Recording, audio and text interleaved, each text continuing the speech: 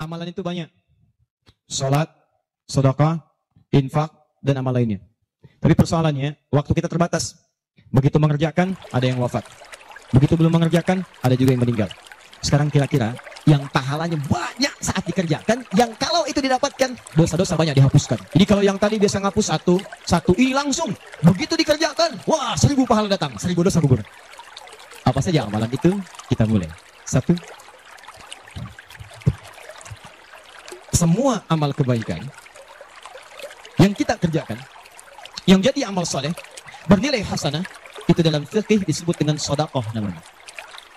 Ya, saya kasih konsepnya dulu supaya paham. Kullu ma'rufin sedekah. Setiap perbuatan baik itu namanya sedekah. Itu nama umumnya sedekah. Salat sedekah, zakat sedekah, infak sedekah. Bahkan bahasa Al-Qur'an disebut juga dengan sedekah. Contoh. Zakat ketika disebutkan dalam Al-Qur'an namanya sedekah. Ya, Quran surah ke-9 ayat 103. Khudz min amwalihim sedekah. Ambil zakat dari harta mereka, tapi disebutnya dengan sedekah. Ya, dikeluarkan pada 8 golongan sedekah. Ayat ke-60-nya. Innamas shadaqatu lil fuqara. Infak sedekah. Buka Quran surah kedua ayat 264 paling kiri sebelah bawah. Ya ayyuhalladzina amanu la tubtilu shadaqatikum bil manni wal adha. Jangan kalian batalkan sedekah-sedekah kalian dengan perbuatan yang merusak. Apa contohnya? Kalladzi yunfiqu malahu ria'an, seperti orang infak yang riya. Jadi infak disebut dengan sedekah. Di semua perbuatan baik kita, salat kah, haji kah, umrah kah, puasa kah, semua namanya sedekah dalam fikih. Nah, sedekah ini kemudian oleh Nabi dibagi kepada 2 bagian. Ya. 1, ada sedekah yang saat dikerjakan itu pahalanya terus ngalir tuh. Terus mengalir. Bahkan dahsyatnya, maaf sekali, orangnya wafat pun tuh pahalanya terus datang sampai dengan kiamat. Di sepanjang dibuka bumi ini belum kiamat, maka pahala akan terus datang, ngalir. Dalam bahasa Arab sesuatu yang mengalir disebut dengan jariyah. Maka muncul istilah sedekah jariyah. Ya, maaf, asalnya bukan amal jariyah, sedekah jariyah. Ya, sedekah jariyah, bukan istilahnya amal jariyah. Sekarang kalau mau nyebut amal jariyah pun dibenarkan. Cuma kalau di Arab, amal jariyah tuh begini nih. Ya, kalau di Arab sekarang, antum jalan. Tiba-tiba sedang ada perbaikan, ada lubang. Maka sedang diperbaiki ini ada tulisan kasih papan, afwan amal jariyah. Maaf, ada pekerjaan jalan mengganggu Anda lewat. Di Arab itu amal jariyah itu pekerjaan sedang berlangsung mengganggu orang lewat. Sekarang gitu. Ya. Makanya kalau ada orang naik ke bis bawa kotak gitu kan, mau minta maaf Pak, amal jariyah, betul, ganggu orang lewat. Ya. Benar secara bahasa, tapi secara makna ini yang paling tepat. Yang kedua, ada yang sifatnya sedekah thabitah. Yang pahalanya berhenti di situ, tetap selesai seketika. Thabitah. Jadi begitu Anda kerjakan, dapat pahala sampai situ aja. Begitu selesai pekerjaan, selesai pahalanya. Thabitah, tetap selesai di situ.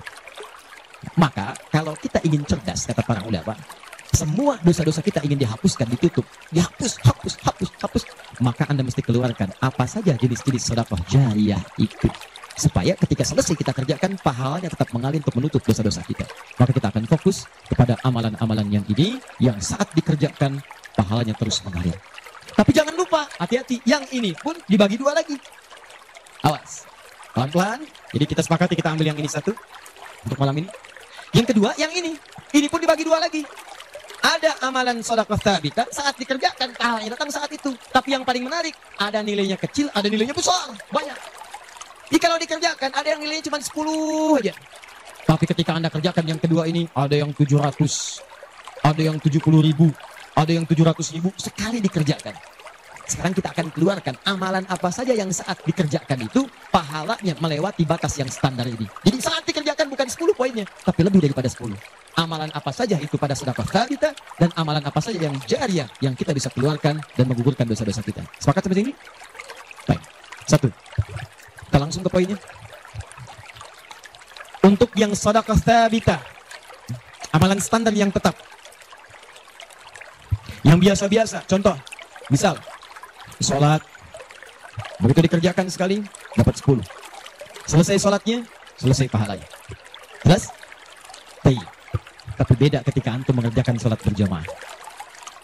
Ya, dia thabitah, tapi pahalanya berlipat. Thabitah, tapi pahalanya berlipat. Baik, saya mau tanya pada antum, sholat sendirian 10, sholat berjamaah berapa? 27. Maka kalau Anda ada ajakan berjamaah, sekalipun misalnya di tempat itu tidak ditemukan masjid, sedang di kantor, ada teman misalnya, alih-alih Anda sholat sendirian dan tidak bisa menemukan masjid, kenapa nggak ajak teman Anda untuk berjamaah? Walaupun cuma 2 orang. Beda pahalanya teman-teman sekalian sampai 17. Yang satu 10, yang satu 27. Karena sholat berjamaah itu hadisnya dibagi 2. Ada hadis yang mengajak ke masjid, ada hadis yang masjidnya nggak ada, cuma bisa berjamaah. Sholatul jamaati afdalu min sholatil fardi bi 27 darajah. Salat berjamaah lebih utama daripada sendirian. 27. Jamaah di sana sifat yang umum. Kalau ada di masjid, usahakan ke masjid. Kalau nggak bisa ke masjid karena alasan syar'i, maka yang penting jamaah. Saya suka bingung nih, ini kan di rumah kamar banyak, tempat luas. Kenapa kok bisa di rumah ada 5 orang? Ini ada istri, ada suami, anaknya 2, asisten rumah tangga 1. Kok bisa ini sholat di kamar yang ini, di sholat di kamar yang ini, di sholat di ruangan yang ini? Kenapa di rumah itu nggak kumpul satu tempat berjamaah? Pahalanya 27. Satu kedua, 500 tahun. 2 ketiga, 500 tahun. Jadi kalau antum sedang lupa-lupa tuh, ingat-ingat dosa. Daripada milih sendirian cuma 10, berapa dosanya pada saat itu? Boleh jadi pahala sholat antum 10, tapi dosanya pada hari itu 20. Tuh. Bagaimana cara nutupnya? Maka biasakan naikkan. Naikkan. Jamaah. 1, sholat berjamaah. Karena itu panggilan-panggilan sholat dalam Al-Quran seringkali menggunakan bentuk jamaah. Silakan cek. Panggilan sholat pertama Al-Baqarah ayat ketiga. Alladzina yu'minuna bil ghaib wa yuqimunas. Yuqimun. Tunaikan dengan orang banyak. Bentuk jamaah. Mereka tunaikan dengan orang banyak. Kerjakan dengan banyak orang. Makanya kalau bisa berjamaah, kenapa mesti sendirian? Jelas di sini? Kalau antum ke masjid itu lebih banyak lagi.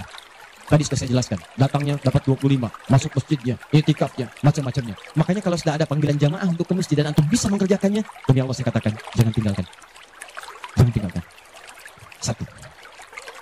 2. Saya sebutkan yang banyak saja supaya agak cepat. 2. Membaca dan menghafalkan Al-Quran. Membaca dan menghafalkan Al-Quran. Amalan kelihatannya sederhana, tapi pahalanya begitu melimpah. InsyaAllah. Tahan sebentar. Tadi kalau sholat sendirian, berapa pahalanya? 10 sholat. Baca Quran, bukan sekali baca, 1 huruf di 10. 1 huruf. Dalilnya At-Tirmidzi nomor hadis 2910. Perhatikan kalimatnya. Man qara'a harfan min kitabillahi falahu 10 hasanat. Siapa yang bisa membaca 1 huruf saja dari kitabullah, dia mendapatkan padanannya 10 kebaikan. Nanti saya tuliskan rumusnya nih. Lihat baik-baik, ini enggak sembarangan dia, ini enggak sembarangan. Siapa yang baca 1 huruf saja dari Al-Quran, dia akan mendapatkan 10 kebaikan setiap hurufnya. Walam aqul alif lam mim harfun. Saya tidak katakan tulisan alif lam mim itu 1 huruf, bukan.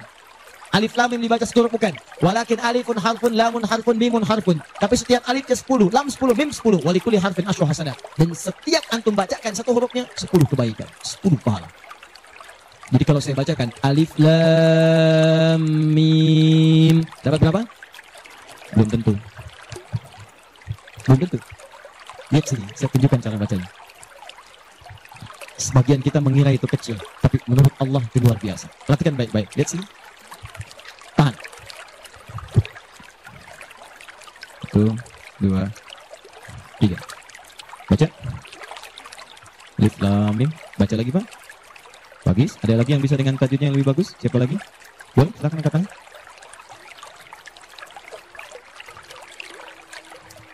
Baik sekali. Ada yang lain? Ya. Bagus. Dikit lagi. Ada yang lain? Satu lagi. Masya Allah. Bagus sekali. Cuman saya ini bukan alif lam mim. Ini alam. Alam nasyrah laka sadrak.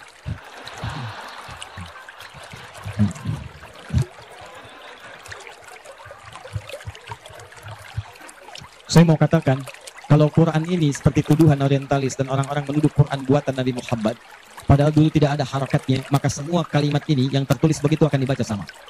Tapi Masya Allah, yang satu alif lam mim, yang satu dibaca alam. Alam nashrah laka sadrak. Alam tara kaifa fa'ala rabbuka bi ashabil fil. Tapi tiga-tiganya memiliki kesamaan dalam bentuk tulisan. Perhatikan baik-baik. 1, 2, 3. Kata Nabi, lihat. Jangan katakan alif lam mim 10 huruf, tapi alifnya 1, lamnya 1, mimnya 1. Walikuli harfin asyru hasanat. Setiap hurufnya 10 kebaikan. Jadi kalau saya bacakan alif lam mim, ada berapa huruf? Kalau hitungan kita biasa, maka kita akan lihat 1, 2, 3. Tapi kalau antum belajar ilmu aruf itu diantaranya ilmu, salah satu ya, untuk bisa menuliskan apa yang diucapkan, bukan apa yang tertuliskan lewat simbol. Dan itulah teman-teman sekalian, menjadi ukuran banyaknya pahala yang kita dapatkan. Tahan, di ilmu bahasa Arab ada 4 cabang ilmu. 1 nahwu, 2 sharaf, 3 balaghah, 4 arud. Ini yang utama. Arud dibagi ke 16 cabang lagi, namanya bahar. Ada bahar tawil, ada rajas, ada madid, ya, dan seterusnya. Tawilun lahu dunal buhuri fadailu, fa'ilun mafa'ilun, fa'ilun mafa'ilun. Rajas, mustafilun, mustafilun, mustafilun, mustafilun, mustafilun, mustafilun. Alfiyah itu Ibnu Malik rumusnya rajas. Kalamun lafzun mufidun kastaqim, wasmun maf'ilun thumma harfunil kalim, wahiduhu kalimatun wal qawlu am, wa kalimatun biha kalamun qad yu'am, bil jardi wat tanwini wan nida wa al, mustadil li tamyizun hasal, bitafa'alti atat wa ya if'alli wa nunik balanna fi'lun yanjalli. Itu rumusnya rajas. Tapi jangan antum heran, banyak orang mendalami kaidah ini untuk membuat puisi Arab. Lupa kalau ilmu ini bisa digunakan untuk membaca hadis-hadis Nabi. Dalam ilmu arud, jangan antum menghitung apa yang tertulis, tapi hitung bagaimana itu dibaca lewat bunyi yang terdengar. Perhatikan baik-baik. Ini tadi huruf apa? Alif. Maka cara menulisnya begini. Alif. Kata Nabi, alif. Nih. Berapa huruf? Setiap hurufnya 10. Jadi dari sini saja ada 1, 2, 3. Dapat berapa? Belum tentu, karena ini hamzah. Tuh. Ha, mim, zal, ta. 1, 2, 3, 4. Jadi dari sini aja ada berapa? Belum tentu, kan ini ha, tuh. Ha-un 3. Anda yang suka menghitung, maka akan mendapatkan pahala sesuai hitungan. Anda yang berniat ikhlas karena Allah, maka Anda akan mendapatkan lebih daripada apa yang Anda hitung. Rumus ini ditemukan di Quran surah kedua ayat 261. Paling kiri sebelah atas. Tahan. Pelan-pelan. Ini rumus adanya di ayat infak. Tapi cara menerapkannya di semua kategori cara kita beramal. Orang kalau berinfak tahunya dapat 700. Matsalul ladzina yunfiquna amwalahum fi sabilillah kamathali habba. Orang yang infak di jalan Allah seperti menanam satu benih. Ambatat sab'a sanabil. Satu tumbuh jadi 7 tangkai. 1 kali 7, 7. Bikulli sumbulatin mi'atu habba. Setiap tangkainya ada 700, ada 100 benih. Ada 100 buah lagi. 7 kali 100, 700. Ayatnya suka dipotong sampai sini. Kalau Anda infak sekian, kalikan 700. Lupa, ayatnya belum selesai. Wallahu yudha'ifu liman yasha. Dan Allah akan melipat gandakan amalan tanpa batas bagi siapa yang tidak pernah berhitung. Jadi kalau Anda baca Qurannya hitung-hitungan, ini dosa ini berapa nih dikerjakannya? Oh 9, Masya Allah 9. Cukup 1 huruf aja. Nun. Tutup. 10. Besok dosa berapa? 15. Cukup 2 huruf. Toha. Selesai. Kalau Anda ngitungnya begitu, maka diberikan sesuai hitungan. Tapi kalau Anda tidak pernah berhitung, Allahu Akbar, Anda tidak tahu alif lam mim itu mungkin nilainya 30, mungkin 300, atau bahkan 3 juta, atau lebih daripada itu. Makanya kami sarankan, kalau Anda bisa mendekat kepada Al-Quran, maka tolong agendakan setiap hari. Semua sahabat itu punya agenda, Pak. Antum kenal nggak Utsman bin Affan? Itu tidak serangan buku. Coba di Semarang kenal Utsman bin Affan. Luar biasa. Tapi nggak apa-apa, masih bagus. Kemarin saya baru dari Sukabumi, Ubud Dunia. Ada yang kenal Fir'aun. Ini masih untung Utsman. Tuh lihat ya. Utsman itu bukan cuma cerdas dalam urusan bisnis dunia, tapi tijarah akhirat itu luar biasa. Utsman paham, saya di dunia boleh kaya, tapi di akhirat bagaimana status saya? Maka beliau siangnya mengumpulkan harta dunia untuk ibadah, malamnya mengumpulkan pundi-pundi akhirat. Demi Allah saya katakan, Utsman itu di antara sahabat yang disebutkan oleh Imam An-Nawawi bersama Abdurrahman bin Auf, bersama Tamim Ad-Dari, yang diikuti kemudian oleh Imam Asy-Syafi'i generasi setelahnya, jauh setelahnya, itu punya amalan kalau malam terbiasa menghatamkan Al-Quran dalam tahajudnya. Khatam Quran. Kaya, sahabat Nabi, menikahi 2 putri Nabi, 1 meninggal dan menikah lagi, disebut Dzun Nurain. Kayanya luar biasa, asetnya setelah 15 abad sampai sekarang masih ada. Yang hebat, siang-siang jadi orang kaya, malam-malam jadi hamba yang sangat taat dan kaya akhirat. Coba bandingkan dengan kita sekarang. Menantu Nabi bukan, kaya nggak sekaya Utsman. Tuh, status dunia belum sempurna, status akhirat masih belum maksimal. Yang antum sebetulnya maunya apa? Utsman salat malam ngikut Nabi, kaki bengkak. Antum pengen ke surga Firdaus malam, mata bengkak. Ya. Ayo update. Ustaz, tapi kan saya belum lancar. Tambahkan hadisnya, lipatkan nomor hadis 2920. Awas, lihat kalimatnya. Walladzi yatata'ta wa huwa 'alaihi syaq falahu ajran. Siapa yang memulai menghafal, membaca, siapa yang mulai membaca Al-Quran tidak lancar, terbata-bata bacanya, mengejaknya. Orang baca alif lam mim, dia alif lam mim falahu ajran, maka dia mendapatkan 2 kali lipat dari orang yang lancar. Orang lancar misal 30, dia 60. Terima kasih ya Allah, kalau begitu besok saya nggak lancar aja bacanya. Oh, yes. Itu tidak lancar yang direncanakan. Yang lancar diikuti oleh malaikat masyaratil kirabil bararah. Yang belum lancar diapresiasi karena perjuangan kesungguhannya, bacaannya dapat nilai, perjuangannya mendapatkan nilai di sisi Allah Subhanahu wa taala. Karena itu saya sarankan, maaf, mulai sekarang antum bikin kurikulum. Nih, satu tadi, bikin tabel begini. Nih, saya katakan pada teman-teman juga yang di Bekasi, yang di Jakarta, ya, saya kasih 2 amalan dulu nih. Mulai sekarang antum bikin begini. Tahan ya, teman-teman sekalian, nanti saya sampaikan bagaimana seorang Mu'adz, orang Mesir, baru kecil belum balik sudah menyiapkan amalan ini. Punya program. Nih. Harinya nomor 1, 2, 3 dan seterusnya. Ini misalnya harinya apa besok. Amalannya apa? Mulai dengan sholat di sini, jamaah. Ini tadi bacaan Al-Qur'an. Kalau bisa saya sarankan setiap hari mulai menghafal walaupun cuma 1 ayat. Usahakan menghafal. Demi Allah saya katakan, pahala menghafal Quran lebih banyak daripada baca. Paling minimal 4 kali lipat. Karena itu ayat menghafal disebutkan 4 kali dibandingkan ayat baca. Silahkan cek Quran surah ke-54. Ayat 17, ayat 22, ayat 32, ayat 40. Saya ulangi. Ayat 17, ayat 22. Ayat 32, ayat 40. Ada? 17, 22, baik. Kemudian 32 dan 40. Kenapa ketawa? Benar kan? 4 ayat 17, ayat 22, kemudian ayat 32 dan 40. 17, 22, 32, 40. Berapa kali disebutkan? Walaqad yassarnal Qur'ana lidzikri. Sungguh telah kami mudahkan Al-Qur'an untuk dihafalkan, diingat. 4 kali disebutkan. Ya, maka ada yang menyebutkan menghafal Quran itu keutamaannya 4 kali dibandingkan dengan sekedar membaca. Baca. Orang baca itu biasa cuma sekali. Dzalikal kitabu la raiba fihi hudal lil muttaqin. Sekali. Tapi orang menghafal jangan harap sekali. Dia akan terus berulang.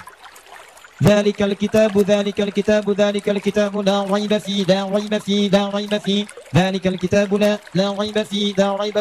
kitabu la raiba fihi hudan lil muttaqin dzalikal kitabu la raiba fihi hudan lil muttaqin dzalikal kitabu la raiba fihi hudan lil muttaqin. Pertanyaan saya, berapa banyak pahala yang didapatkan? Berapa huruf dia bacakan? Makanya kalau antum ingin melipat gandakan pahala dengan banyak, dalam 1 hari antum punya agenda. Boleh antum baca, misal target sehari saya baca misal 1 halaman dan hafalkan 1 ayat. Kalau antum sudah punya kebiasaan begitu, demi Allah saya katakan, Allah akan merubah keadaan hidup anda jadi lebih nyaman. Tidak cukup dengan amin.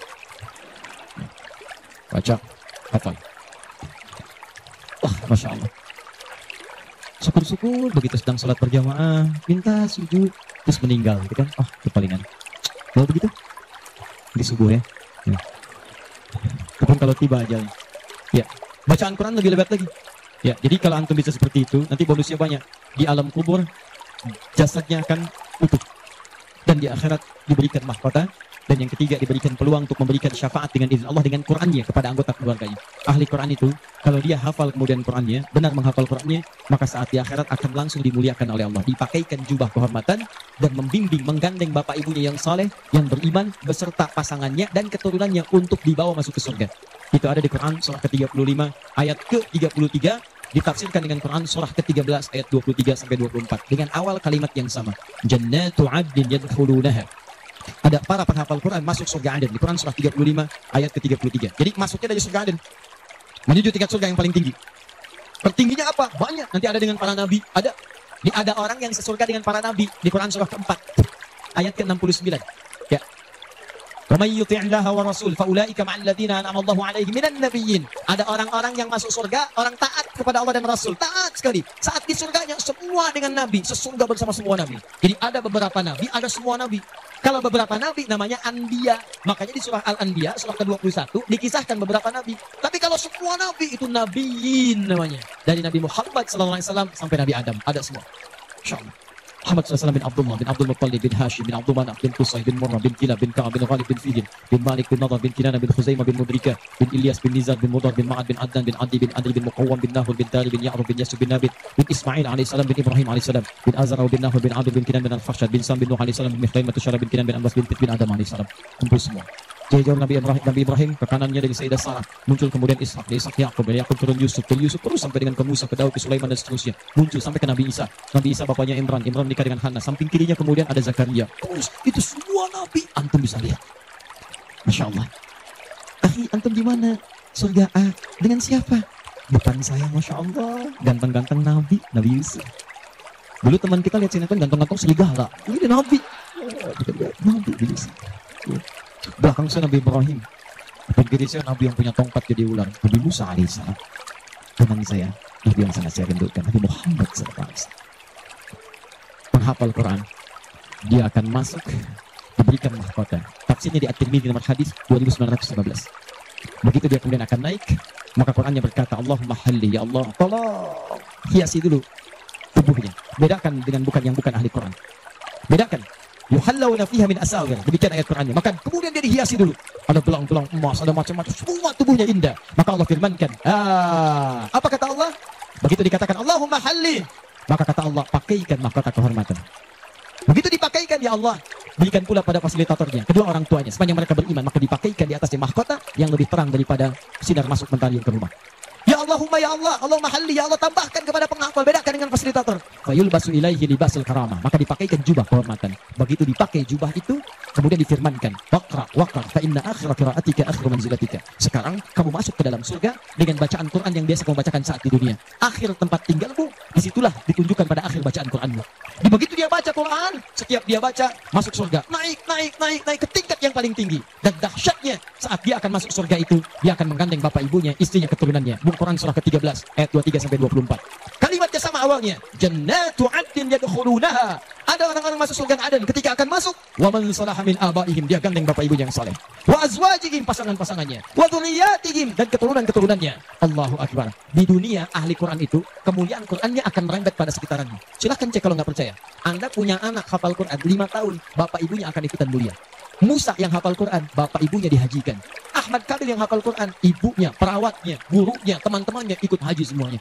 Gak percaya silahkan. Demi Allah saya katakan, Quran turun di 1 bulan, bulannya jadi mulia Ramadan. Quran turun di 1 malam, malam jadi mulia Lailatul Qadar. Quran turun di 1 hari, hari jadi mulia hari Jumat. Quran turun di bawah malaikat Jibril, Jibrilnya jadi mulia, penghulu para malaikat. Quran diturunkan pada Nabi Muhammad, naik status jadi Sayyidul Anbiya wal Mursalin. Quran turun di Mekah, Mekahnya bercahaya. Quran dibawa ke Madinah, Madinah munawwarah. Demi Allah, Quran tidak pernah singgah dimanapun kecuali orang itu dan tempat sekiranya akan jadi mulia. Kalau di Semarang ini, antum bikin halaqah Quran, di Semarang ada berapa hafid di setiap tempat, demi Allah saya katakan akan terjadi perubahan di tempat itu. Semua akan mulia. Jadi begitu digandeng, bapaknya, ibunya, wa azwajihim, pasangannya, Nabiyatim, anak-anaknya, cucunya masuk. Begitu masuk diparadekan, wal malaikatu yadkhuluna 'alaihim min kulli bab. Semua malaikat menyambut mereka di depan pintu surga, mengatakan salamun 'alaikum bima sabartum. Selamat, Anda telah sabar saat di dunia, menyiapkan bekal untuk pulang. Sabar menghafal Quran. Itulah yang disiapkan oleh Mu'adz.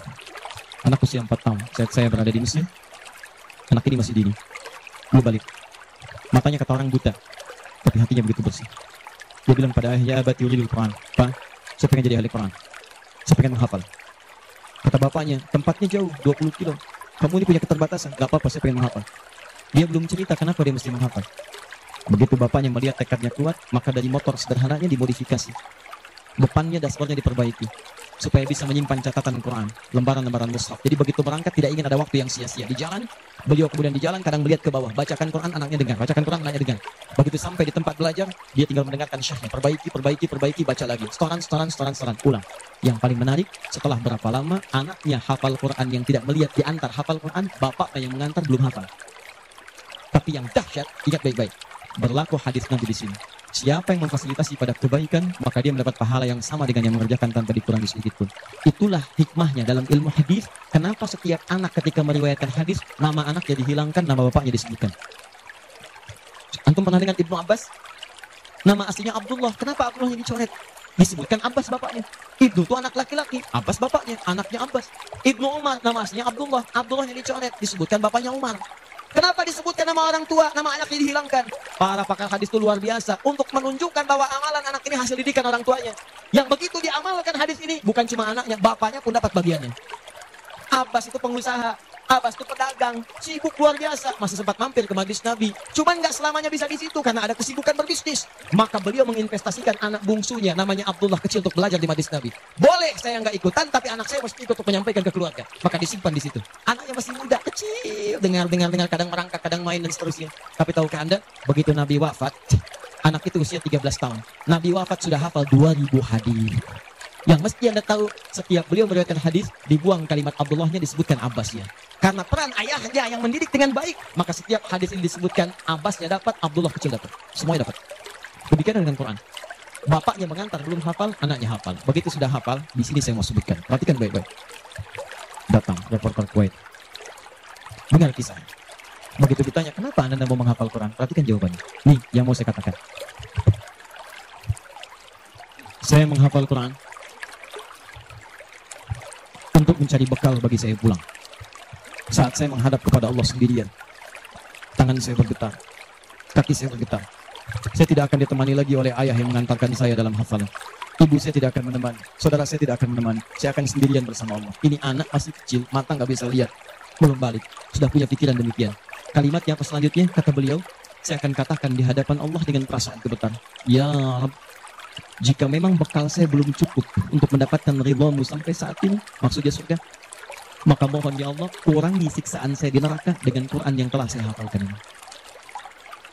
Ya, jika bekal saya belum cukup sampai saat ini untuk mendapatkan ridhamu, saya telah berhafal Quran ya Allah. Saya telah berusaha menghafal Quran untuk saya bawa sampai dengan saat ini. Kalaupun itu belum cukup mendapatkan ridhamu untuk masuk surga, tolong ya Allah, walaupun saya ke neraka, kurangi siksaan saya di neraka dengan Quran yang telah saya hafalkan. Anak buta, mata belum bisa melihat, keadaan demikian, belum balik, dia sudah mencari bekal untuk pulang.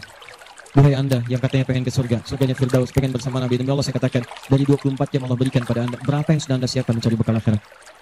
Ayo kumpulin dunia, ayo silakan, silakan, gak ada yang larang. Pada suatu saat, Anda akan lihat siapa yang tertawa, siapa yang tertunduk lesu, membawa catatan amal. Jadi saya sarankan bagi Anda, ayo besok bikin. Sholat mau di mana? Baca Quran mau berapa ayat? Hafalan mau berapa ayat? Mesti beda. Antum lahir belum hafal Quran wajar. Masa pulang pun gak ada yang dibawa? Ayo bawalah walaupun cuma satu ayat. Ya. Saya satu surat Ustaz, An-Nas. Tambah. Ya, jelas? Kalau sudah jelas, amalan ketiga. Saya cepat. Tenang ya, katanya pengen sampai subuh. 3, saya cepat. Setelah ini saya ke ujungnya. Kita sebentar lagi berakhir. Ketiga, infak. Infak. Masih ingat teman-teman? Kalau yang standar tadi, berapa pahalanya? 10. Infak paling minimal 700. Infak paling minimal 700. Allahu Akbar. Dalilnya Quran surah kedua ayat 261. Paling kiri sebelah atas. Tadi saya bacakan. Mathalul ladzina yunfiquna amwalahum fi sabilillah kamathali habatin ambatat sab'a sanabil fi kulli sumbulatin mi'atu habba. Wallahu yudha'ifu liman yasha' wallahu wasi'un 'alim. Perumpamaan orang infak di jalan Allah. Infak itu, ini yang perlu saya luruskan, tidak harus menggunakan uang. Infak itu pemberian bersifat materi. Makanan itu infak. Pakaian itu infak. Buah-buahan itu infak. Silahkan berbagi. Walaupun nggak ada uang, bisa kita gunakan dengan yang lain. Cek, kalau antum main ke Eropa, ada Rizky main misalnya. Main ke Auckland, ke New Zealand. Ya, di situ ada donation, itu bukan cuma dengan uang, food. Kadang mereka kasih dengan makanan. Ada yang nyimpen ciki, kotaknya di situ. Di kotak infak itu, kotak dalamnya ada ciki, ada beras, dan macam-macam. Sampingnya ada yang uang. Cuma mesti dilihat dulu bagaimana bentuk kotaknya. Ya, kalau kotak yang belahan kecil, nah itu pasti uang. Bukan beras. Oh ini beras nih, dibuka dulu karungnya diginikan. Tidak, bukan. Silakan bebas. Ya, dan itu nilainya tinggi. Kadang-kadang antum lupa di majelis ilmu ada snacknya, walaupun cuma kurma dapat 2, bagi 1 dengan teman. Air misalnya tidak harus semua oleh antum. Begitu antum bagi langsung dituliskan 700 kali lipat paling minimal. Demi Allah saya katakan paling minimal 700 kali lipat. Makanya zaman Nabi itu ada satu keluarga yang berlomba tuh mendekatkan diri pada infak walaupun dirinya kekurangan. Agak aneh tuh cara berpikirnya. Ya, jadi kalau dibandingkan manusia sekarang nggak dapat. Saya mau tanya begini, antum di rumah persediaan, antum punya anak 2. Antum dengan istri, 1 suami, 1 istri, 2 anak. Di rumah ada persediaan makanan untuk 2 anak antum saja. Antum aja nggak makan malam itu, cuma ada anak 2. Untuk mereka, kalau nggak makan, mereka bisa nahan lapar semalaman. Tiba-tiba, antum ditawarkan oleh seseorang, ada tamu nih, mau nggak dijamu di rumah? Bisa nggak? Pertanyaan saya, kalau ada orang yang datang seperti itu ke tempat antum, Mas, ini ada tamu, saya nggak bisa jamu, bisa nggak antum jamu? Di rumah antum cuman ada makanan untuk anak-anak, antum pun nggak bisa makan. Pertanyaan saya, dijamu nggak teman itu? Kenapa diam? Wahai ahli surga, apa dia? Lihat cara berpikirnya. Kalau cara berpikir kita hanya ke makanan saja, maka kita katakan, Ustaz, anak saya aja dapatnya makanan seperti itu, kami pun nggak makan. Bagaimana bisa diberikan pada tamu? Tapi cara berpikir Tolhah dan keluarganya agak beda. Begitu Nabi katakan ada tamu, kita datang langsung angkat tangan. Duluan ngangkat, padahal yang lain banyak yang punya banyak makanan. Tapi cara berpikirnya, kapan lagi saya dapat 700 lebih? Kapan lagi saya dapat diangkat langsung tangannya? Ya Rasulullah saya. Sebelum yang lain ngangkat, angkat tangannya. Maka diantar kemudian ke rumahnya. Sampai di rumah, istrinya dikatakan, duhai sayang, ada titipan Rasulullah. Bahasanya bukan ada tamu, ada titipan Rasulullah. Allahu Akbar. Ada titipan Rasulullah. Maka istrinya langsung membaca, saya paham. Saya bertugas menidurkan anak-anak dulu, tidurkan. Yang suaminya menyiapkan makanan. Begitu sudah jadi kata suaminya kepada tamu tadi, Anda silahkan makan di sini, saya temani dulu istri saya. Gak enak rasanya, meninggalkan sendirian. Begitu temannya makan, dia berpura-pura makan di bilik yang lain. Membunyikan bunyi-bunyi seakan-akan makan. Begitu sudah kenyang, tanpa mukaddimah yang lain langsung pamit. Terima kasih sudah menjamu saya, semoga Allah berikan pahala. Pamit malam itu juga. Begitu selesai pamit, subuh-subuhnya datang menghadap pada Rasulullah pagi-pagi. Apa yang terjadi? Turun ayat Quran surah 59 ayat 9 sampai 10 itu. Walladzina tabawwa'ud dar, sampai ke kalimat wa yu'thiruna ala anfusihim walau kana bihim khasasah. Cara berpikirnya. Jadi kalau antum melihat peluang seperti ini, enak teman-teman sekalian, banyak sekali. Tidak harus uang, pakaian, makanan macam-macam. Jadi kalau antum beli buah tuh, antum beli 5, di rumah ada 3 orang, berarti antum mesti sadar Allah titipkan yang 2 lagi untuk peluang infak antum. Bukan untuk antum habiskan semua. Kok bisa orangnya cuma 3, beli mangga 5? Siapa yang menggerakkan antum untuk beli 5 mangga? Orang cuma 3, berarti yang 2 lagi itu Allah gerakkan untuk mendapatkan pahala. Ada peluang di situ. Lu kepada siapa ya Rasulullah saya berikan? Kepada siapa ya Allah saya infakkan? Ini yang sering keliru. Kata Allah langsung turun. Fi sabilillah, yang utama itu 5 dulu. 5. Kalau Anda temukan 5 ini, dia peluang infaknya sangat tinggi untuk diberikan. Siapa mereka ini? Ada di Quran surah kedua ayat 215, paling kanan sebelah bawah. Yas'alunaka madza yunfikun. Mereka bertanya pada Muhammad SAW. Ya, awas, apa yang harus kami infakkan? Pada siapa? Maka turun jawaban, Qul ma anfaqtum min khair. Katakan kalau mau infak mesti yang paling bagus. Ini kaidah pertama. Awas, ada peringatan di Al-Baqarah ayat 267. Wala tayammamul khabitha minhu tunfiqun walastum biakhidhihi illa an tughmidu fihi. Jangan kamu infakkan pada orang lain yang kamu tidak suka. Melihatnya aja kamu enggak suka, dikasih orang. Antum punya uang 50.000 2, 1, wah masih keras, bagus, luar biasa. Masuk dompet enak dilihat. Yang kedua, wah sudah lecek, dekil, the kumel. Wah dilihat gak enak, baunya gak nyaman. Tiba-tiba ada orang lewat, Pak, sedekah Pak. Pertanyaan saya, maaf, mana yang antum berikan? Yang lecek atau yang bagus? Tuh. Ingat, kalau urusan zakat mal, berikan yang bagus. Zakat mal, pilih. Paham? 5 orang ini siapa? 1, lil walidain, orang tua. Ini orang tua ini gak pernah minta, jarang sekali. Cuman kita yang mesti paham. Kan sama, antum pun suka ngasih isyarat. Mama. Oh mau makan. Mama. Boneka. Antum setelah dewasa mesti paham. Kadang-kadang orang tua tuh gak minta. Gak pengen nyusahin anaknya. Padahal orang tua udah susah. Melahirkan susah, mengandung juga susah, merawat susah, menyusui susah. Sudah dewasa pun antum masih susahin juga. Kapan antum berbaktinya? Kadang-kadang cuma nanya, nelpon apa kabar. Padahal di rumahnya itu Masya Allah lagi kurang beras. Beras kurang, rezeki belum dibayar. Kirimkan, sebelum diminta kirimkan. Itu begitu antum kirimkan demi Allah saya katakan. Di hadits Al-Bukhari, di kitab Al-Adabul Mufrad, bukan cuma mendapatkan lipatan pahala kalikan 700 lebih. Tapi ridha Allah turun ke tempat antum pada saat itu. Kalau sudah turun, semua doa yang antum mintakan minimal akan dijawab pada saat itu. Itu rahasia. Kalau dengan urusan orang tua udah gak usah pikir. Begitu mengatakan, nah gini-gini, datang aja mah. Walaupun gak ada, katakan, insya Allah mah selesai. Insya Allah, berusaha antum. Begitu antum dapatkan seperti orang tua mengusahakan untuk antum dulu, maka pahala dilipat gandakan, ridho turun seperti itu. Kejar. Wal aqrabin, kerabat terdekat. Kerabat dibagi 2. Ada yang tempatnya jauh, tapi hubungannya dekat.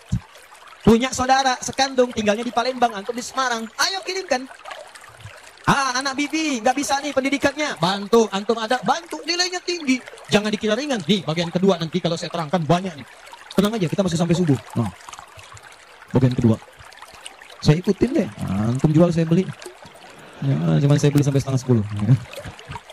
Paham? Ayo, akrabin. Yang kedua itu, maaf. Golongan kedua, akrabin bisa tetangga. Orang yang tidak ada hubungan famili secara mahram cuma tetangga antum.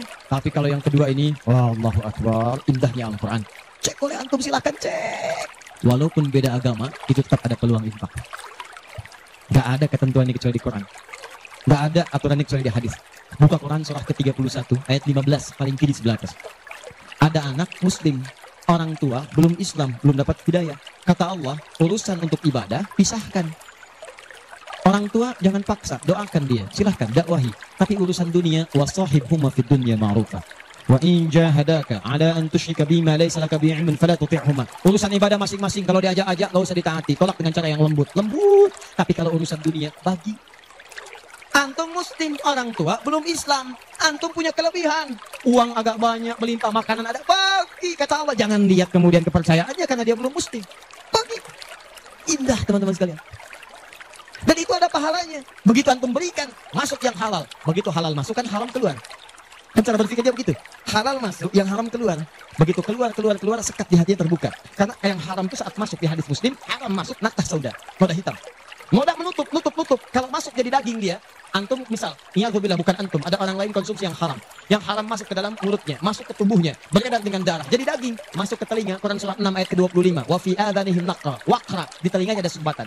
Maka yang haram cepat kedengaran, yang halal susah. Masjid dekat, suaranya dekat, Allahu Akbar, susah. Tapi konser yang macam-macam, yang joget, yang ini, yang itu, nyampe tuh konser di Jakarta, dari Semarang tembus ke sana. Wa ada absarihim ghishawa, masuk ke mata jadi penghalang, nutup. Quran surah kedua ayat ke-7. Gak kelihatan.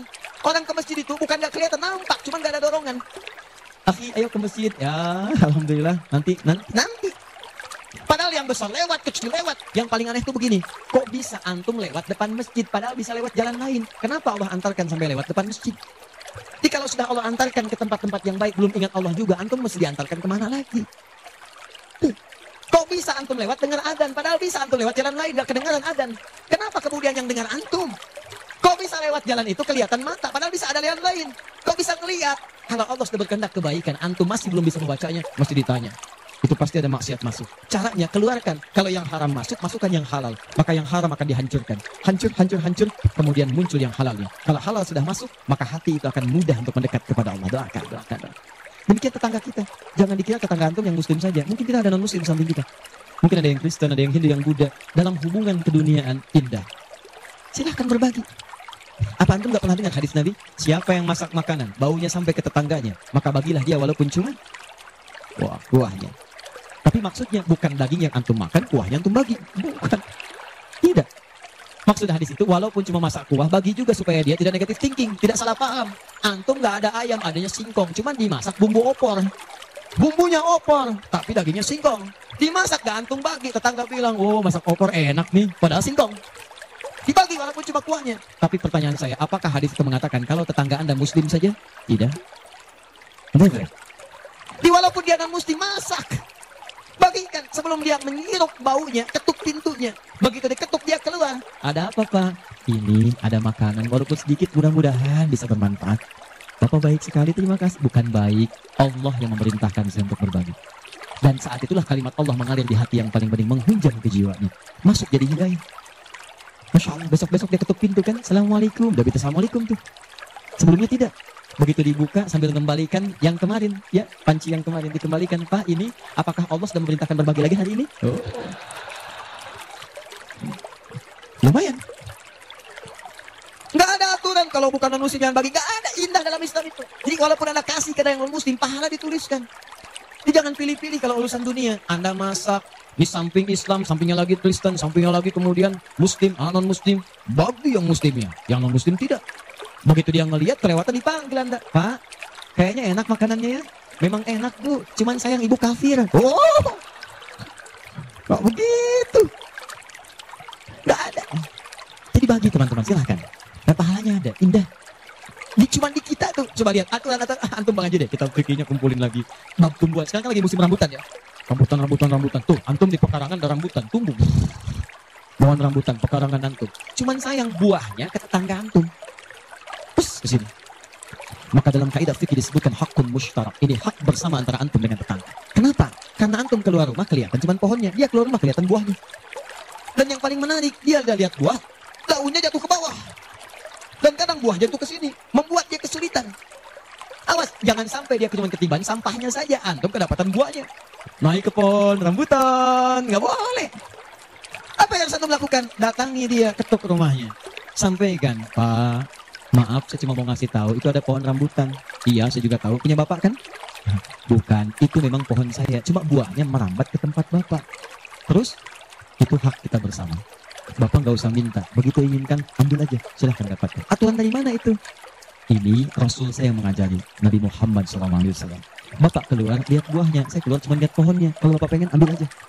Wah, hebatnya Islam. Terima kasih, Pak. Insya Allah. Udah, insya Allah tuh. Nanti saya ambil. Udah, pergi tuh. Ambilin. Dan kita senang lihat ya. Begitu diambil, pahala. Setiap satu buah, 700 pahala. Setiap satu buah, 700. Masya Allah. Luar biasa. Dan dia kan nggak paham fikih. Belum masuk Islam. Besoknya, ayam antum main ke tempat dia. Ayam. Dia kira hukum ayam sama dengan rambutan. Nabinya umat Islam baik banget. Kemarin ngirim rambutan, sekarang ayam. Mungkin ayam itu akan menggendong antum ke surga. Ya? Infak tuh.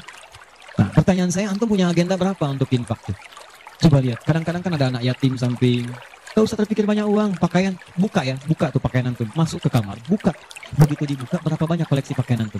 Cuma pesen ya, cuma pesen satu aja. Mohon maaf ya, maaf sekali. Jangan sampai ada pakaian, walaupun sehelai gitu, yang belum pernah dipakai ibadah.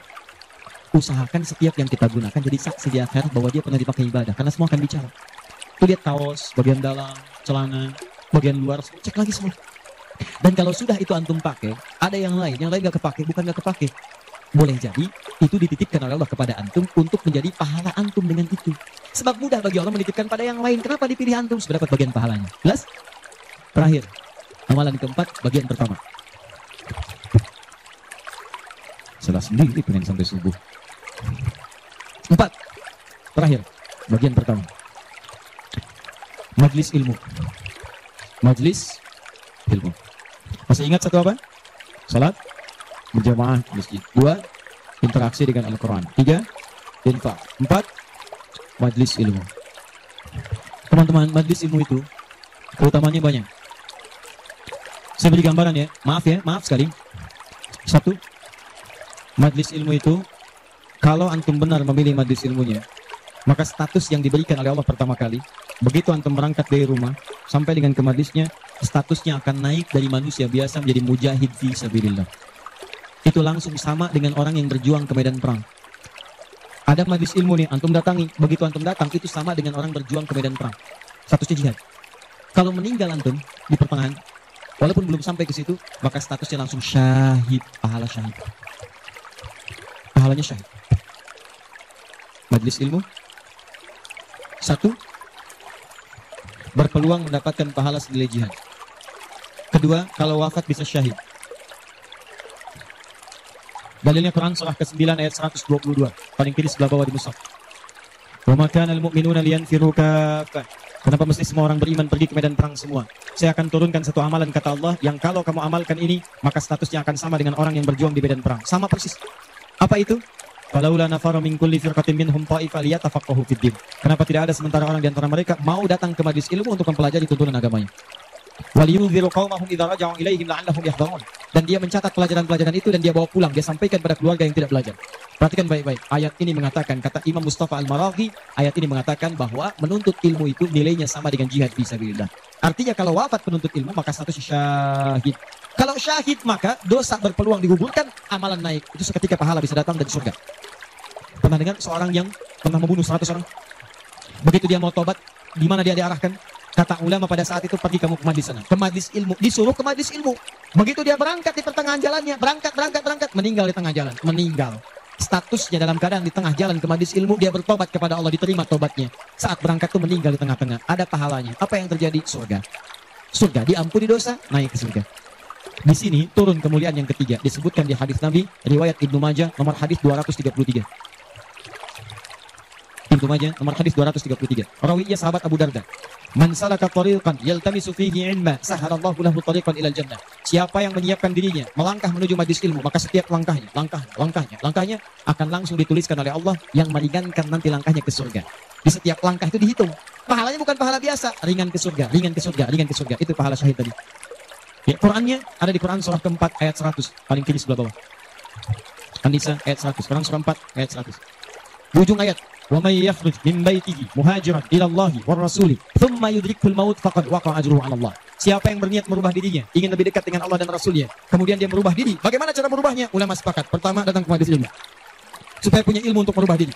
Jangan langsung kerjakan amalan tapi belum tahu ilmu. Ilmu qabla al-amal. Antum beramal tanpa ilmu, celaka amalannya. Saya ingin berubah. Kemarin saya nggak pernah sholat. Saya pengen jadi hamba yang taat. Ya Allah, saya tobat. Besok saya akan sholat subuh 3 rakaat. Bisa. 2 ya 2.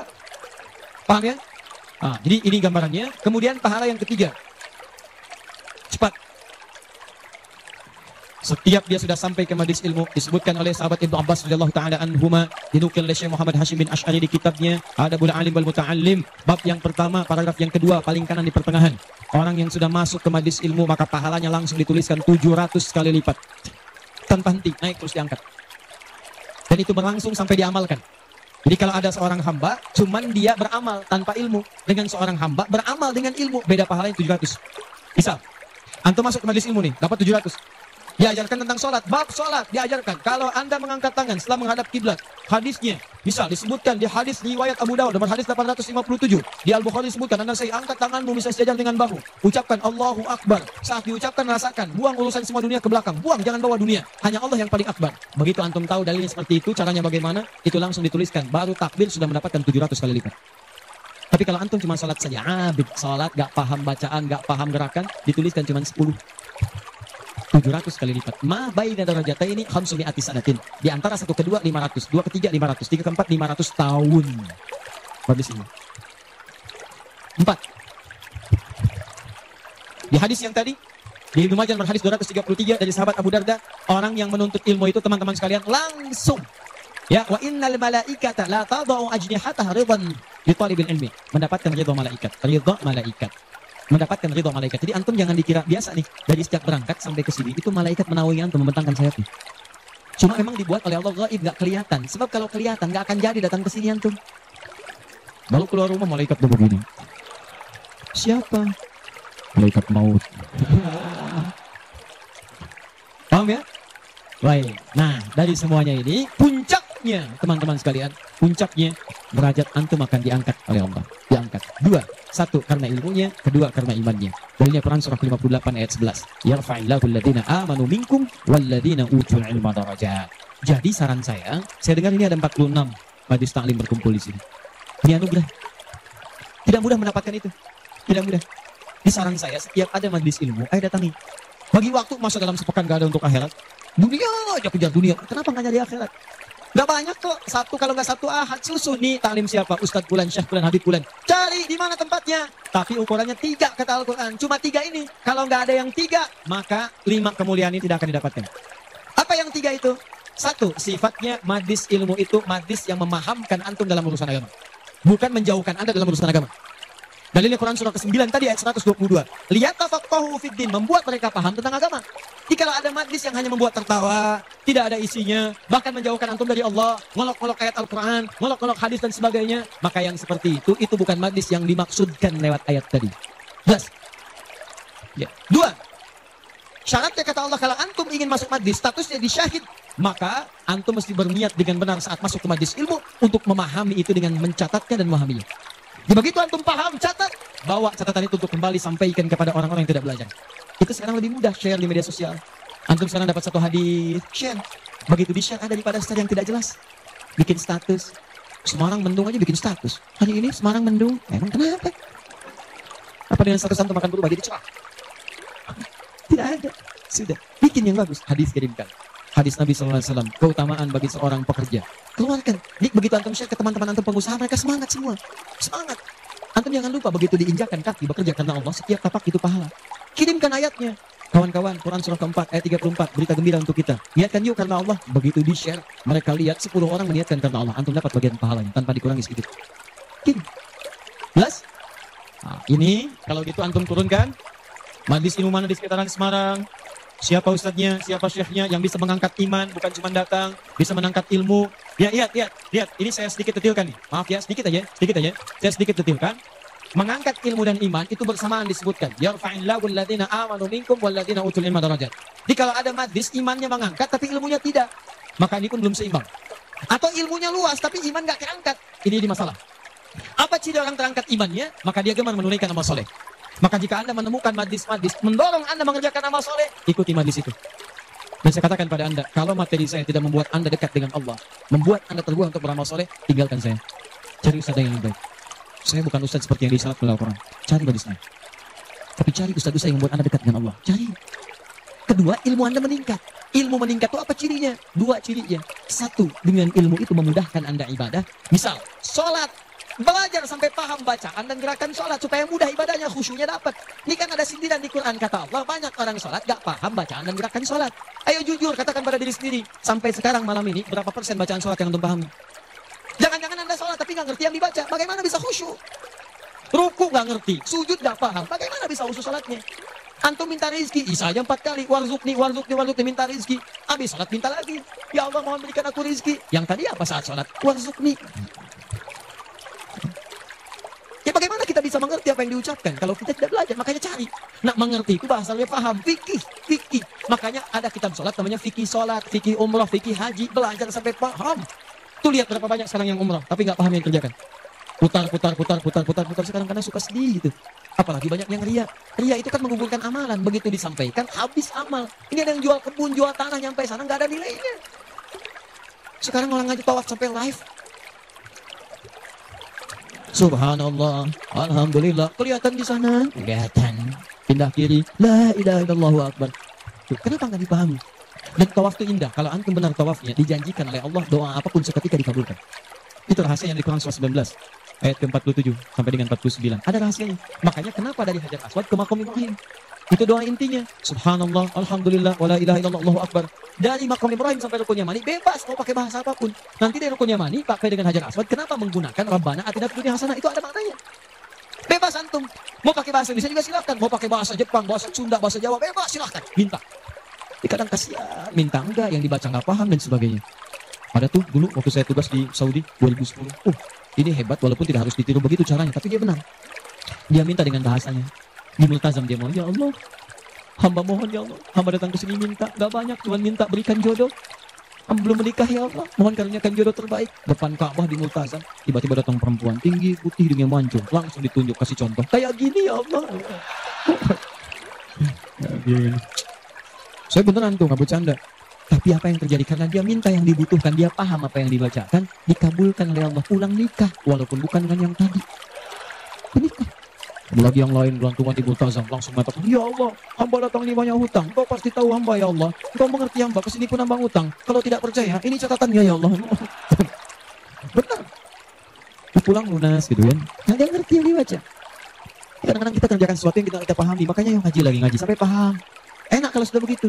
Begitu Anda memahami sesuatu, nah ilmu naik. Kalau orang paham, itu ciri yang pertama, dibawa ke ibadah mudah. Yang kedua, perluaskan wawasan. Karena dalam fikih itu ada hal-hal tertentu yang menjadi kemudahan. Bukan harus itu saja yang dikerjakan. Babnya dalam fikih, fikihnya nanti dalam kajian madhab. Madhab itu ada muqarin, turunannya ada pilihan. Pilihan-pilihan itu membuat kita lebih mudah. Ada yang tanpa pilihan, satu dalil, satu contoh. Itu artinya semua dipandang bisa. Contoh, angkat tangannya, begitu angkat tangan langsung letakkan yang telapak kanan di punggung yang kiri. Angkat Abu Daud misalnya, begitu Anda angkat fawada yadahu yumna al yusra, letakkan yang kanan telapaknya di punggung yang kiri. Antara mengangkat dengan meletakkan pakai fa, harfu aqfin rabitin baina syai'aini bila hudud. Paham? Harfu aqfin huruf sambung, rabitin yang mengikat baina syai'aini antara dua hal. Pekerjaan pertama dengan yang kedua bila hudud tanpa jeda. Pertama mengangkat tangan, kedua meletakkan. Antara mengangkat dengan meletakkan tanpa jeda, angkat langsung letakkan. Letakkan yang telapak kanan di punggung yang kiri, letakkan, selesai. Ini satu dalil, satu contoh. Nah kalau sudah satu dalil, satu contoh, kita nggak usah kreatif. Misal, tapi saya tidak bermaksud menyalahkan ya. Kalau ada, silakan dapatkan dalilnya, sampaikan dan saya pelajari. Angkat misalnya, letakkan langsung. Ah, nggak enak Ustaz. Masa kiri duluan? Kanan kan bagus, kiri kan kurang bagus. Kenapa nggak kanan dulu baru kemudian masuk kiri? Jadi angkat, Allah, masuk kanan, kiri, baru begini. Kadang-kadang kaki naik dikit. Ya, angkat. Nah ini yang seperti ini, kalau saya prinsipnya, kalau belum menemukan dalilnya, maka cukupkan pada itu saja. Makanya cuma satu dalilnya. Silahkan cek. Di kitab hadis palsu pun, saking palsunya tidak akan ditemukan. Dan kabar gembira, pemalsu hadis pun tidak tertarik memasukkan hadis ini, saking jelasnya. Jelas, silahkan cari. Saya pernah lihat di koleksi kitab hadis ada 1235 kitab hadis. Saya nggak ketemu. Saking jelas gitu kan. Nah ini satu. Tapi kalau ada pilihan itu artinya maaf umat itu dipandang tidak semua bisa mengerjakan satu yang sama. Maka silakan pilih yang memudahkan antum. Misal dalam sujud, ini antum mau sujud nih dari inti dari sami Allah liman hamidah akan sujud. Kan cuma dua caranya. Kalau tidak dengan lutut, dengan telapak tangan. Ayo, yang pakai lutut siapa? Mau sujud pakai lutut dulu. Yang pakai telapak tangan? Yang nggak pakai lutut, nggak pakai telapak tangan. Angkat tangan ayo. Nah ini dia. Ini saya serius nih. Di Bekasi pernah kejadian suami istri nggak tegur sapa semalaman gara-gara persoalan ini. Suami pulang dari kantor macet nyampe rumah lewat isya yang ke masjid sholat di rumah. Begitu sholat yang turun lutut duluan. Istri melihat. Begitu selesai tanpa muqaddimah. Istri langsung berkata, papa sholatnya tidak sesuai sunnah. Kenapa mah? Harusnya telapak tangan duluan bukan lutut. Papa menjawab, mama yang nggak tahu hadis. Padahal dua-duanya nggak tahu hadisnya. Satu ngaji di guru A, dua guru B. Besoknya datang. Begitu datang, saya cuma senyum, Pak Ibu tahu nggak? Itu kan ada di kitab yang sama. Di Sunan Abu Daud. Yang pakai lutut, nomor hadis 838. Paling kanan sebelah bawah. Riwayat dari sahabat Wa'il bin Hujur. Yang pakai telapak tangan, sebelah kiri paling atas. Nomor hadis 840 sampai 841. Riwayat sahabat Abu Hurairah. Oh, nggak pakai oh. Baca. Begitu dibaca. Ida sejak kepala tasjud kama yabrukul ibil. Waliyadha rukbatay qabla yaday. Jika kamu ingin sujud jangan duduk seperti duduknya unta. Kalimatnya ibil, ya unta masih umum. Maka letakkan lutut sebelum telapak tanganmu. Maka yang kedua Abu Hurairah hadisnya berbunyi kurang lebih bima makna idza sajadta fala tasjud kama yabrukul ba'ir, unta tunggangan yang sudah ada beban. Faliyadha yadayka qabla rukbatay. Maka letakkan telapak tanganmu sebelum lututmu. Bu, Pak, ini Wa'il lebih duluan masuk Islam dibandingkan dengan Abu Hurairah. Saat itu awal-awal Nabi masih kuat, kelihatan ikut perang Badar, perang Uhud macam-macam. Begitu Nabi sujud lutut duluan. Begitu nanti Abu Hurairah masuk Islam itu 3 tahun sebelum Nabi wafat, 7 Hijriah. 3 tahun sebelum wafat, usianya kurang lebih 60 tahun. Beliau sudah punya persoalan. Saya mau tanya pada Bapak Ibu, kalau ada orang sudah sepuh, persoalan pertama dia apanya? Lututnya. Makanya diriwayatkan kadang beliau kemudian menggunakan tongkat, kadang bersandar kepada tiang-tiang. Karena lutut mulai bermasalah, maka yang dahulukan telapak tangannya. Sebetulnya ini kemudahan Pak, Bu. Maksudnya bukan masalah tua atau muda. Antum pun jangan salah simpulkan. Jadi kalau ada teman antum masih muda misalnya, tiba-tiba turun telapak tangan duluan. Tua. Bukan. Bukan begitu cara memahaminya. Ya, bukan. Maksudnya apa? Ini kemudahan. Karena yang punya masalah di lutut bukan cuma orang tua. Antum atlet, ada masalah. Antum jalan, lutut keseleo. Gak bisa. Gunakan telapak tangan. Antum pengen dengan lutut, gunakan boleh. Telapak tangan sah, lutut boleh. Yang salah itu yang kepala duluan. Belum apa-apa udah rame. Yang kunut, ini hadisnya. Yang tidak kunut, ini hadisnya. Tinggal pilih aja. Kunut itu karena begini, ini riwayatnya begini. Yang tidak kunut begini pilihannya. Yang milih kunut siapa? Oh, Imam Syafi'i, Imam Malik. Yang tidak milih kunut siapa? Imam Abu Hanifah. Yang tengah-tengah ngambil lazilah siapa? Imam Ahmad bin Hanbal. Antum tinggal ikuti aja. Pilih mau yang mana. Yang salah yang tidak sholat subuh. Itu. Yang bismillah jahar, ada dalilnya, dipilih oleh Imam Syafi'i. Yang sir silent, ada, dipilih oleh Imam Ahmad. Yang tidak pakai bismillah, ada, dipilih Abu Hanifah, termasuk Imam Malik. Yang rakaat pertamanya jahar, selanjutnya tidak ada, dipilih oleh Abu Hurairah, tercantum dalam Al-Bukhari. 70 hadis, 4 kali cara, ada, semua Nabi mengerjakan. Nabi mengerjakan semua, antum tinggal pilih. Karena nggak bisa mengerjakan semua-muanya. Gak bisa Ustaz, saya orang Semarang, sunnah banget, bukan cuma sunnah. Besok subuh saya imamin 4 cara bismillah. Oh. Bisa oleh daripada Nabi. Bismillahirrahmanirrahim. Bismillahirrahmanirrahim. Tidak dibaca sama sekali. Oh iya. Itulah yang disebut dengan pilihan. Ma dhahaba ilaihi. Ma sesuatu dhahaba ilaihi yang condong untuk dipilih karena memudahkan. Disingkat jadi madhab. Madhab. Dari ma dhahaba ilaihi. Ada singkatan. Di Arab ada singkatan. La hawla wa la quwwata illa billah hawqala. Bahkan ayat Al-Quran itu ada ungkapan singkatannya. Bismillahirrahmanirrahim. Basmalah. Alhamdulillahi rabbil alamin. Hamdalah. Sudah setengah 10. Saya kira teman-teman karena waktu itu sepanjang, saya cukupkan mungkin kita sama-sama tutup dengan mengucapkan hamdalah. Hamdalah. Tidak. Alhamdulillahi rabbil alamin. Enggak, itu contoh tadi, bukan belum selesai kita. Contoh. Masih sampai subuh. Nah, contoh. Hamdalah alhamdulillahi rabbil alamin. Jelas? Inilah diantara amalan yang bisa menguat. Kalau sudah begitu ilmunya luas, wawasan luas, tidak akan ada pertikaian dan sebagainya. Yang ada dalilnya, itu yang kita pedomani. Yang tidak ada, kita pelajari. Kata Nabi, kamu tidak diutus untuk memaksa orang. Ingatkan, kalau mau ingat, alhamdulillah. Kalau tidak, jangan jadi musuh. Jangan sampai perbedaan antum menghambat antum untuk minum teh bersama. Begitu Ferguson.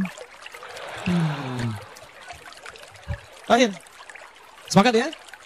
sepakat, sudah bukan zamannya ribut sana sini, sudah silahkan aja ya. Sepanjang ada dalilnya itu kita kerjakan. Yang penting ngaji dengan baik. Terakhir, saya tutup betulan ini. Ya betulan. Terakhir, kita nggak ngerjain amalnya, tapi dapat transferan pahalanya. Kita tidak mengerjakan amalnya, tapi pahalanya dapat. Apa di antara amalan itu? Nah, ini yang kedua yang mau saya sampaikan. Ada 3 peluang amalan. Saya sampaikan dengan cepat. 1, share pengetahuan. Sharing, bagi. Itu yang diisyaratkan Quran surah ke-9 ayat 122 dengan Quran surah ke-58 ayat ke-11. Luaskan. Ya ayyuhalladzina amanu idza qila lakum tafassahu fil masajid, ya fil majalis fafsahu yafsahillahu lakum. Hai orang-orang beriman, jika dikatakan padamu luaskan majlis, luaskan. Maksud di situ luaskan ada 2. 1, luaskan tempat. Jadi kalau ada orang berdesak-desakan, antum masih ada space, jangan ditutup-tutup, buka, luaskan. Yang kedua, maksudnya luaskan itu diperluas infonya. Sampaikan.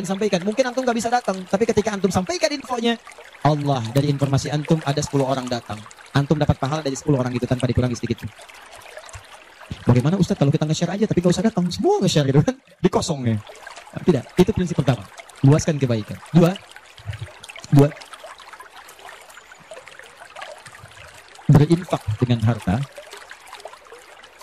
pada amalan berganda. Berinfak dengan harta pada amalan berganda. Maksudnya sedekah jariyah.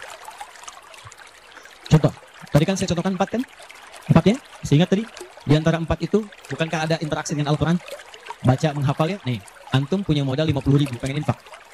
Dengan uang itu, disarankan langsung lewat petunjuk Nabi, cari dengan 50.000 itu yang menghasilkan keuntungan terus berlipat.